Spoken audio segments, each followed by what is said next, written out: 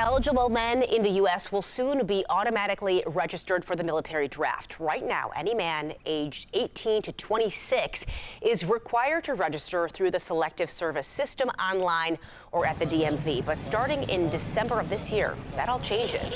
Lawmakers say the move was made to streamline the process and to save money. But not every lawmaker is convinced the National Defense Authorization Act is best for the country. So joining us live now is U.S. Representative Jonathan Jackson. Good morning. Thanks for being with us.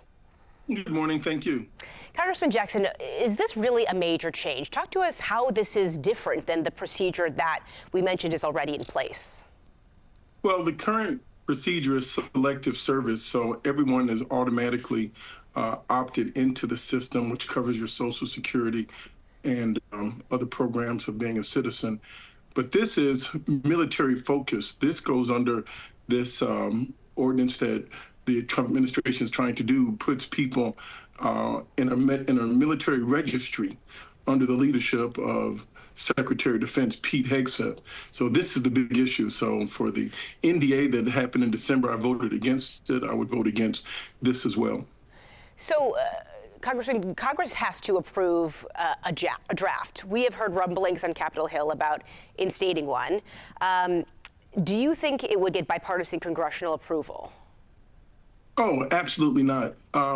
There's been a purge of our leadership in the United States Armed Services. The Armed Services has been really the gold standard, if you will, for civic and corporate and racial relations. People know that when they go there, they can get a fair shake, they can get an opportunity. And so they've done a great job in creating their diversity, equity, and inclusion programs. They've promoted people in generals across race and across gender in an equitable fashion. And we've come so far in very little time. I'm still serving in the United States Congress with the first female graduate of the Citadel in Congresswoman Nancy Mace.